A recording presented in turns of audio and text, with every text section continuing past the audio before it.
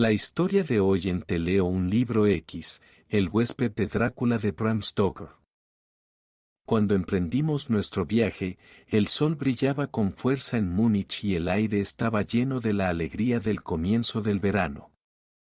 Justo cuando estábamos a punto de partir, Erdelbrack, el maitre del Hotel Quatre Saisons, donde me hospedaba, bajó con la cabeza descubierta al carruaje y, tras desearme un buen viaje, le dijo al cochero, todavía con la mano en el pomo de la puerta del carruaje, recuerde que debe volver al anochecer. El cielo se ve brillante, pero hay un escalofrío del viento del norte que indica que puede haber una tormenta repentina. Pero estoy seguro de que no llegarás tarde. Aquí sonrió y añadió, porque ya sabes qué noche es. Johann respondió con un enfático, ja, Meiner, y, tocándose el sombrero, se alejó rápidamente. Cuando ya habíamos pasado por el pueblo, le dije, después de indicarle que se detuviera, dime, Johann, ¿qué pasa esta noche? Se persignó, mientras respondía lacónicamente, Walpurgisnacht. Entonces sacó su reloj, una gran y anticuada pieza de plata alemana tan grande como un nabo y lo miró, con las cejas juntas y un pequeño encogimiento de hombros impaciente. Me di cuenta de que era su forma de protestar respetuosamente contra el innecesario retraso y me hundí en el carruaje, limitándome a indicarle que continuara. Se puso en marcha rápidamente, como si quisiera recuperar el tiempo perdido. De vez en cuando los caballos parecían levantar la cabeza y olfatear el aire con desconfianza. En tales ocasiones, a menudo miraba a mi alrededor alarmado. El camino era bastante sombrío, ya que atravesábamos una especie de meseta elevada barrida por el viento. A medida que avanzábamos, vi un camino que parecía poco utilizado y que parecía sumergirse en un pequeño y sinuoso valle. Parecía tan tentador que, aun a riesgo de ofenderlo, llamé a Johann para que se detuviera, y cuando se detuvo, le dije que me gustaría conducir por ese camino. Puso todo tipo de excusas y se persignó con frecuencia mientras hablaba. Esto despertó mi curiosidad, así que le hice varias preguntas. Me contestó de forma vacilante y miró repetidamente su reloj en señal de protesta. Finalmente le dije, bueno, Johann, quiero ir por este camino. No te pediré que vengas si no te gusta, pero dime por qué no te gusta ir, es todo lo que te pido. Por respuesta, le pareció arrojarse de la cabina, tan rápido que llegó al suelo. Entonces extendió sus manos hacia mí, suplicándome que no me fuera. Había suficiente inglés mezclado con el alemán para que yo entendiera el sentido de su conversación. Parecía estar siempre a punto de decirme algo, cuya sola idea evidentemente le asustaba, pero cada vez se levantaba diciendo, Walpurgisnacht. Intenté discutir con él, pero era difícil discutir con un hombre cuando no conocía su idioma. Sin duda, la ventaja la tenía él, pues aunque empezó a hablar en inglés, de forma muy tosca y entrecortada, siempre se excitaba e irrumpía en su lengua materna, y cada vez que lo hacía, miraba su reloj. Entonces los caballos se inquietaron y olfatearon el aire. Al oír esto, se puso muy pálido y, mirando a su alrededor de forma asustada, saltó de repente hacia adelante, los cogió por las bridas y los condujo unos 6 metros. Le seguí y le pregunté por qué lo había hecho.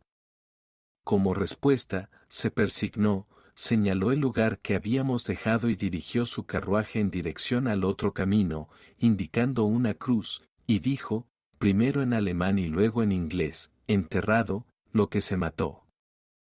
Recordé la antigua costumbre de enterrar a los suicidas en los cruces. Ya veo, un suicida. ¡Qué interesante! Pero por mi vida no pude entender por qué los caballos se asustaron.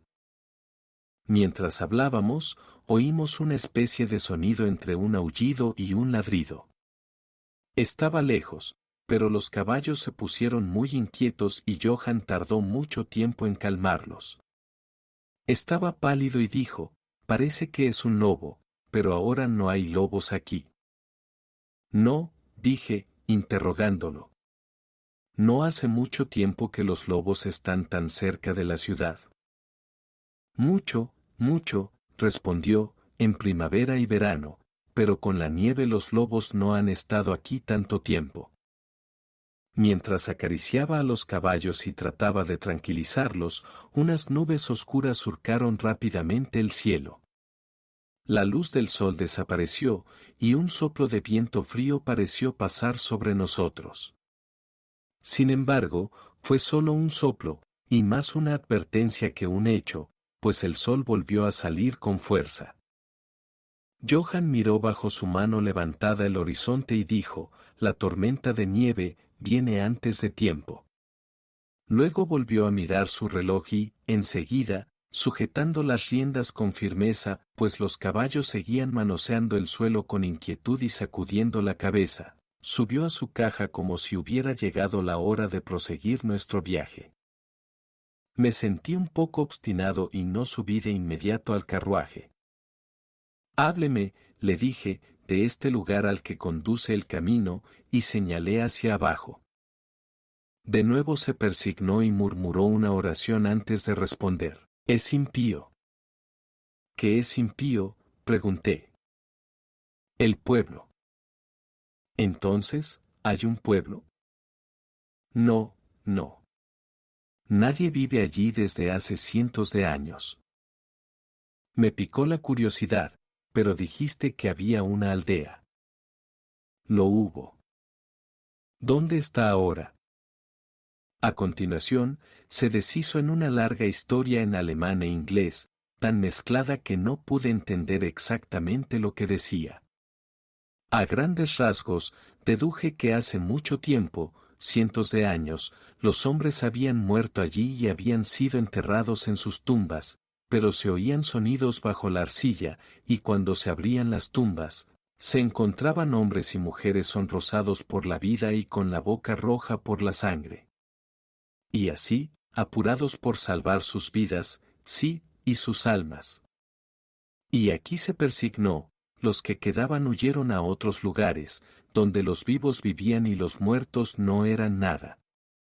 Evidentemente, tenía miedo de pronunciar las últimas palabras. A medida que avanzaba en su narración, se iba excitando cada vez más. Parecía que su imaginación se había apoderado de él, y terminó en un perfecto paroxismo de miedo, con la cara blanca, sudando, temblando y mirando a su alrededor como si esperara que alguna presencia espantosa se manifestara allí, bajo el brillante sol de la llanura abierta. Finalmente, en una agonía de desesperación, gritó, «Walpurgisnacht», y me señaló el carruaje para que subiera. Toda mi sangre inglesa se elevó ante esto, y retrocediendo le dije, «Tienes miedo, Johann, tienes miedo. Vete a casa, volveré solo, el paseo me hará bien». La puerta del carruaje estaba abierta. Tomé del asiento mi bastón de roble, que siempre llevo en mis excursiones de vacaciones, y cerré la puerta, señalando hacia Múnich, y dije, «Vete a casa, Johann, la noche de Walpurgis no concierne a los ingleses». Los caballos estaban ahora más intranquilos que nunca, y Johann trataba de contenerlos, mientras me imploraba excitado que no hiciera ninguna tontería. Me compadecí del pobre hombre, pues estaba muy serio, pero, al mismo tiempo, no pude evitar reírme. Su inglés había desaparecido por completo. En su ansiedad había olvidado que su único medio para hacerme entender era hablar en mi idioma, así que parloteaba en su alemán nativo. Comenzó a ser un poco tedioso. Después de dar la dirección, a casa, me di la vuelta para bajar por el camino transversal hacia el valle. Con un gesto desesperado, Johann hizo girar sus caballos hacia Múnich. Me apoyé en mi bastón y miré tras él. Avanzó lentamente por el camino durante un rato, y luego apareció por la cresta de la colina un hombre alto y delgado. Podía ver mucho en la distancia. Cuando se acercó a los caballos, estos empezaron a saltar y a patalear, y luego a gritar de terror. Johann no pudo contenerlos, salieron disparados por el camino, huyendo enloquecidos. Los vi perderse de vista, y luego busqué al forastero, pero descubrí que él también se había ido. Con el corazón ligero, tomé el camino lateral a través del valle que se profundizaba y al que Johann se había opuesto. No había la menor razón, que yo pudiera ver, para su objeción, y me atrevo a decir que caminé durante un par de horas sin pensar en el tiempo o la distancia y ciertamente sin ver a una persona o una casa. Por lo que respecta al lugar, era la desolación misma. Pero no me di cuenta de esto particularmente hasta que, al doblar un recodo del camino, me encontré con una franja de bosque dispersa. Entonces reconocí que me había impresionado inconscientemente la desolación de la región por la que había pasado.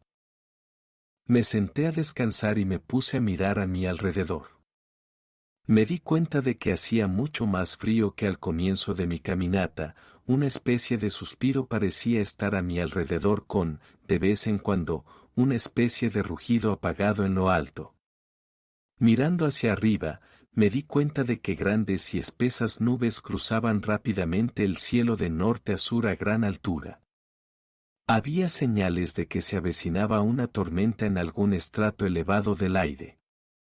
Tenía un poco de frío, y, pensando que era el estar quieto después del ejercicio de caminar, reanudé mi camino.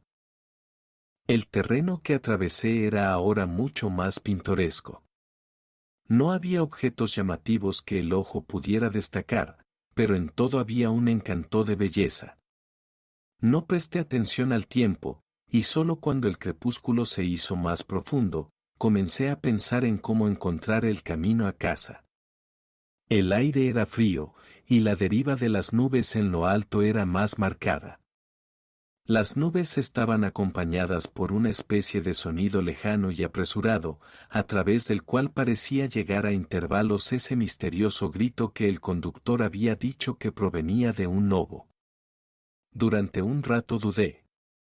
Había dicho que vería la aldea desierta, así que seguí adelante y enseguida me encontré con una amplia extensión de terreno abierto, cerrado por colinas a su alrededor.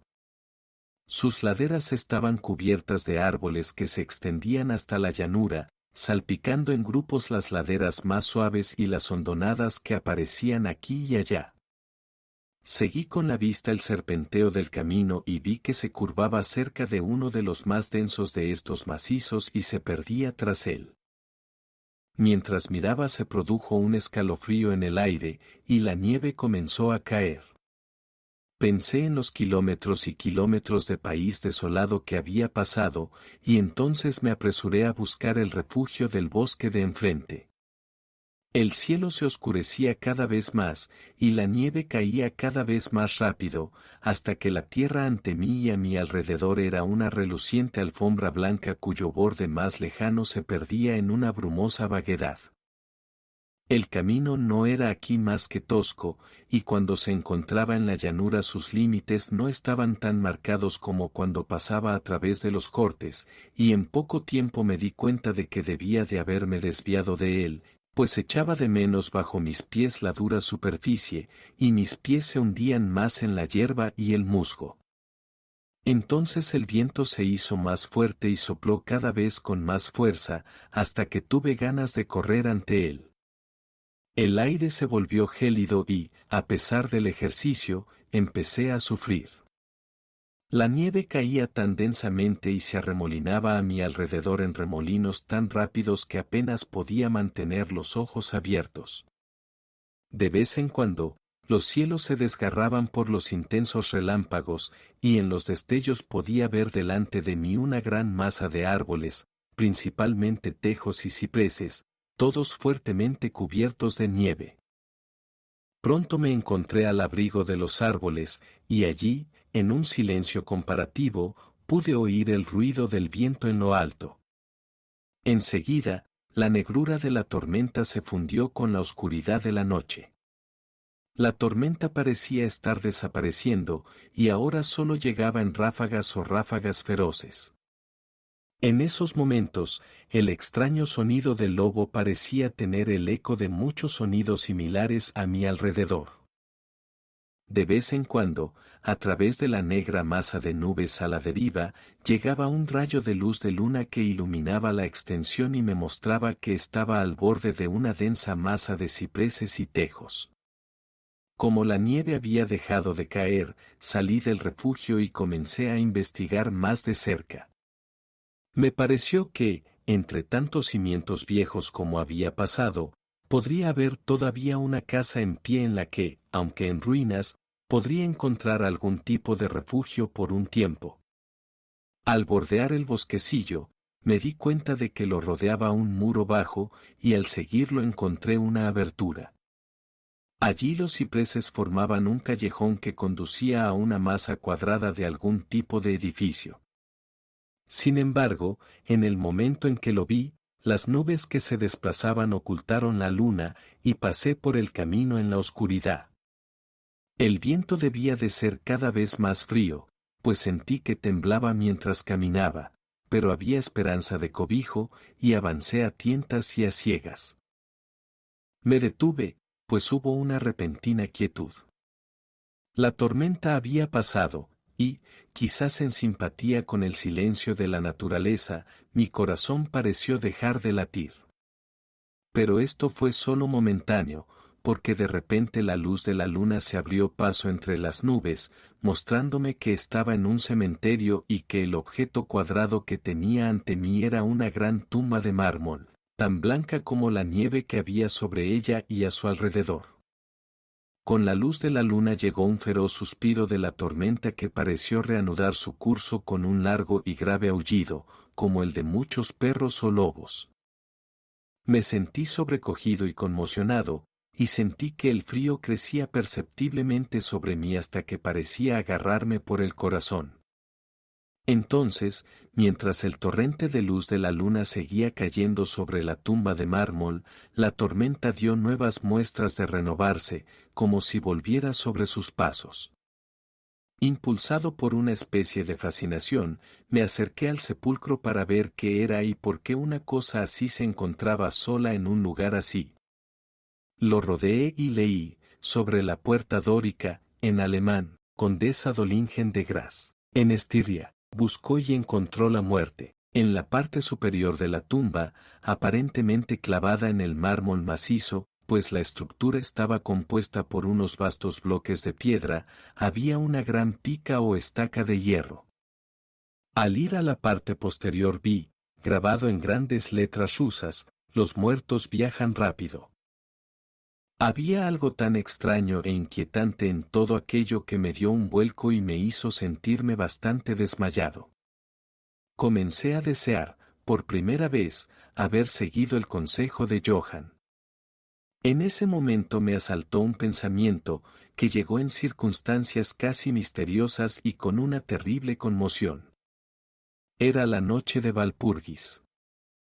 La noche de Walpurgis era cuando, según la creencia de millones de personas, el diablo estaba en el exterior, cuando se abrían las tumbas y los muertos salían y caminaban. Cuando todas las cosas malignas de la tierra, el aire y el agua se reunían. Este mismo lugar el conductor lo había evitado especialmente. Este era el pueblo despoblado de hace siglos.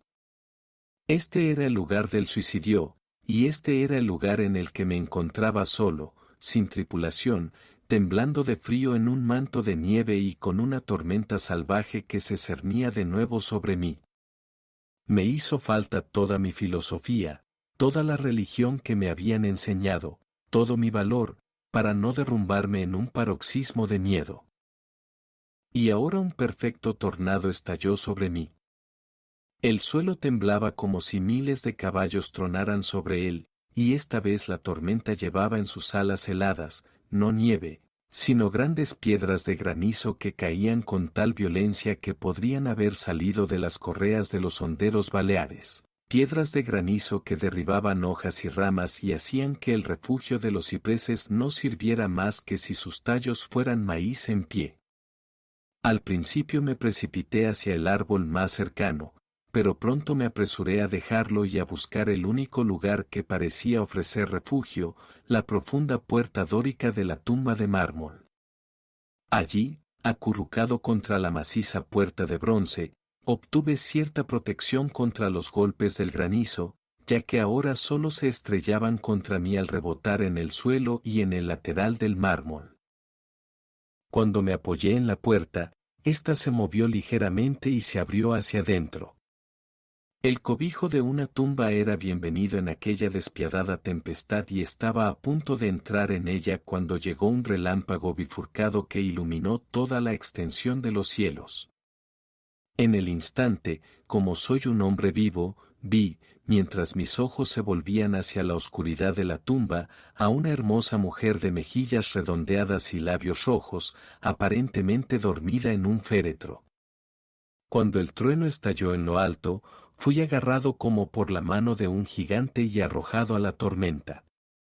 Todo fue tan repentino que, antes de que pudiera darme cuenta de la conmoción, tanto moral como física, me encontré con el granizo golpeándome. Al mismo tiempo, tuve la extraña y dominante sensación de que no estaba solo. Miré hacia la tumba.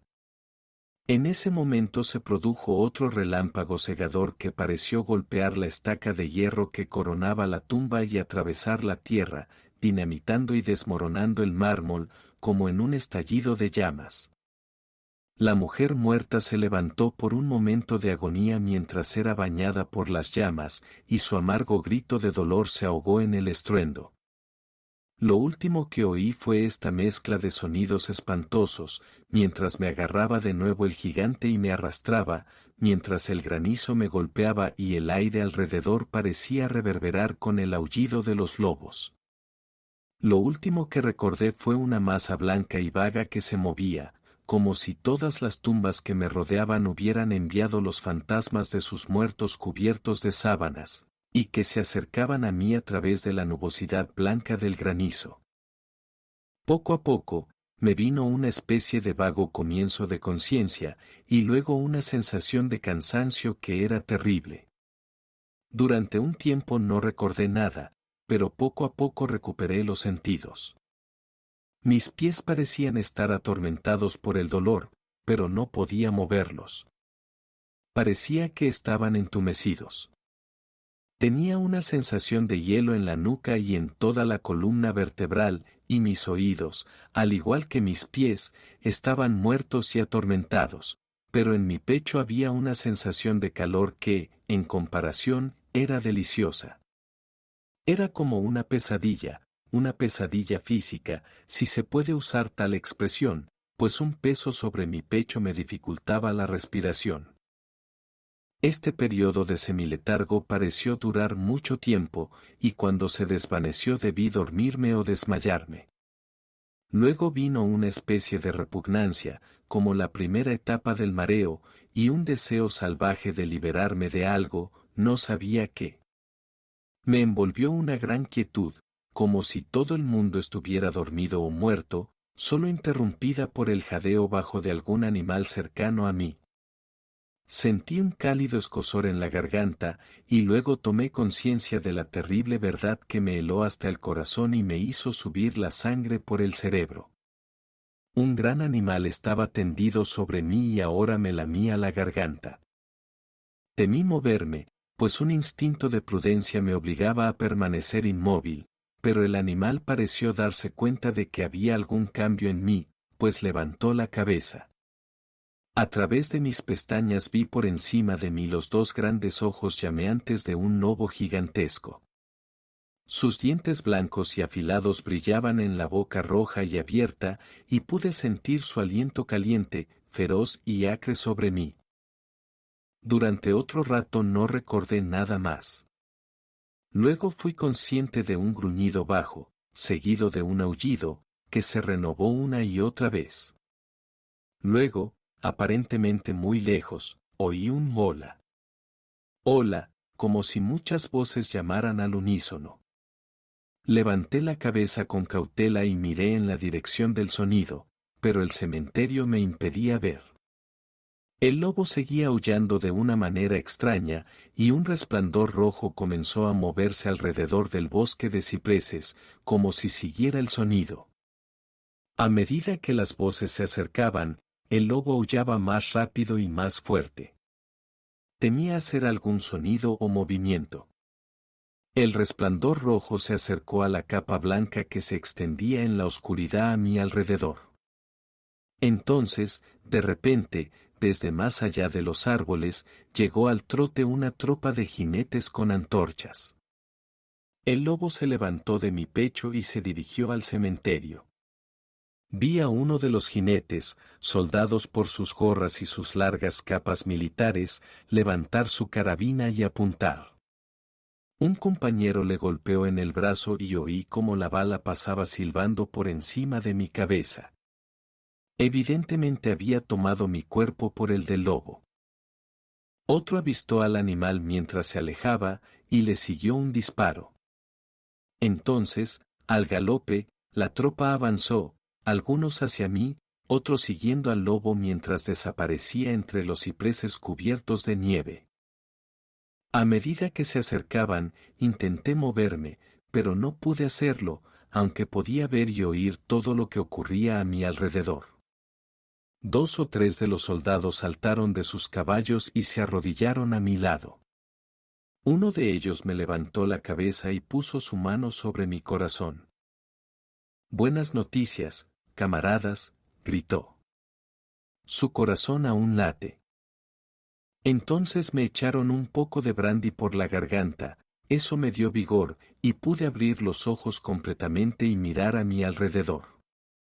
Luces y sombras se movían entre los árboles, y oí que los hombres se llamaban unos a otros. Se juntaron, profiriendo exclamaciones de miedo, y las luces parpadearon cuando los demás salieron del cementerio en tropel, como hombres poseídos. Cuando los más lejanos se acercaron a nosotros, los que estaban a mi alrededor les preguntaron ansiosamente, «Bueno, ¿lo habéis encontrado?». La respuesta fue apresurada, «No. No. Vengan rápido, rápido. Este no es lugar para quedarse, y precisamente en esta noche». ¿Qué fue? Fue la pregunta, formulada en todo tipo de claves. La respuesta llegó de forma variada e indefinida, como si los hombres se sintieran movidos por un impulso común de hablar y, sin embargo, estuvieran restringidos por un temor común de dar sus pensamientos. En efecto, farfulló uno, cuyo ingenio se había agotado por el momento. «Un lobo, y sin embargo no es un lobo», dijo otro estremeciéndose. «Es inútil intentarlo sin la bala sagrada», comentó un tercero de manera más ordinaria. «Nos está bien empleado por haber salido en esta noche. Verdaderamente nos hemos ganado los 1000 marcos», fueron las jaculatorias de un cuarto. «Había sangre en el mármol roto», dijo otro después de una pausa, «el rayo nunca llevó eso allí». «¿Y para él, está a salvo? Miren su garganta. Vean, camaradas, el lobo se ha echado sobre él y mantiene su sangre caliente». El oficial miró mi garganta y respondió, «Está bien, la piel no está perforada». ¿Qué significa todo esto? Nunca lo habríamos encontrado de no ser por los aullidos del lobo. «¿Qué fue de él?», preguntó el hombre que sostenía mi cabeza y que parecía el menos asustado del grupo, pues sus manos estaban firmes y sin temblores. En la manga llevaba el escudo de un suboficial. «Se fue a casa», respondió el hombre, cuyo largo rostro estaba pálido y que realmente temblaba de terror mientras miraba a su alrededor con temor. «Hay suficientes tumbas en las que puede yacer. Venid, camaradas, venid rápido. Dejemos este lugar maldito». El oficial me levantó para que me sentara, mientras pronunciaba una palabra de orden, entonces varios hombres me colocaron sobre un caballo. Subió a la silla de montar detrás de mí, me tomó en sus brazos, dio la orden de avanzar y, volviendo la cara hacia los cipreses, nos alejamos en rápido orden militar. Sin embargo, mi lengua se negó a cumplir su función y me vi obligado a callar. Debí de quedarme dormido, porque lo siguiente que recordé fue encontrarme de pie, sostenido por un soldado a cada lado. Era casi plena luz del día, y hacia el norte un rayo de sol rojo se reflejaba como un camino de sangre sobre la nieve. El oficial decía a los hombres que no dijeran nada de lo que habían visto, excepto que habían encontrado a un forastero inglés, custodiado por un gran perro. «¿Perro? Eso no era un perro», interrumpió el hombre que había mostrado tanto miedo. «Creo que reconozco un lobo cuando lo veo». El joven oficial respondió con calma, «He dicho un perro». «Perro», reiteró el otro irónicamente. Era evidente que su coraje aumentaba con el sol, y, señalándome, dijo, «Mira su garganta». «¿Es obra de un perro, maestro?» Instintivamente me llevé la mano a la garganta, y al tocarla grité de dolor. Los hombres se agolparon para mirar, algunos bajando de sus monturas, y de nuevo llegó la voz tranquila del joven oficial, «Un perro, como he dicho». Si se dijera otra cosa, solo se reiría de nosotros. Entonces me montaron detrás de un soldado, y seguimos cabalgando hacia los suburbios de Múnich. Aquí nos encontramos con un carruaje abandonado en el que me subieron, y lo llevaron a las Quatre Sassans. El joven oficial me acompañó, mientras que un soldado lo siguió con su caballo, y los demás se dirigieron a sus cuarteles. Cuando llegamos, Hodelbrock bajó tan rápidamente los escalones para recibirme, que era evidente que había estado observando dentro. Me tomó de ambas manos y me hizo entrar solícitamente. El oficial me saludó y se dirigía a retirarse, cuando reconocí su propósito e insistí en que viniera a mis habitaciones. Con una copa de vino le agradecí calurosamente a él y a sus valientes compañeros el haberme salvado. Me contestó simplemente que estaba más que contento y que Hodelbrock había tomado las primeras medidas para complacer a todo el grupo de búsqueda. Ante esta ambigua expresión, el maitre del hotel sonrió, mientras el oficial alegaba su deber y se retiraba. «Pero Hodelbrock», pregunté, «¿cómo y por qué me buscaron los soldados?». Se encogió de hombros, como depreciando su propia hazaña, mientras respondía, «Tuve la suerte de obtener un permiso del comandante del regimiento en el que sirvo, para pedir voluntarios». «¿Pero cómo supo que estaba perdido?», pregunté. «El conductor vino aquí con los restos de su carruaje, que se había volcado cuando los caballos se escaparon. Pero seguramente no enviaría un grupo de búsqueda de soldados solo por este motivo». «Oh, no», respondió, «pero incluso antes de que llegara el cochero, tenía este telegrama del boyardo, cuyo huésped es usted», y sacó de su bolsillo un telegrama que me entregó, y leí, «Beatrix. Tenga cuidado con mi invitado, su seguridad es muy valiosa para mí. Si le ocurriera algo, o si se perdiera, no escatime esfuerzos para encontrarlo y garantizar su seguridad. Es inglés y por lo tanto aventurero. La nieve, los lobos y la noche suelen ser un peligro. No perdáis ni un momento si sospecháis que le ha pasado algo. Respondo a vuestro celo con mi fortuna. Drácula». Mientras sostenía el telegrama en la mano, la habitación parecía girar a mi alrededor, y si el atento maitre del hotel no me hubiera atrapado, creo que me habría caído. Había algo tan extraño en todo esto, algo tan extraño e imposible de imaginar, que creció en mí la sensación de ser en cierto modo el deporte de fuerzas opuestas, cuya mera idea vaga parecía en cierto modo paralizarme. Estaba ciertamente bajo alguna forma de protección misteriosa. De un país lejano había llegado, en el momento justo, un mensaje que me sacaba del peligro del sueño, de la nieve y de las fauces del lobo. Fin. Gracias por escuchar la historia.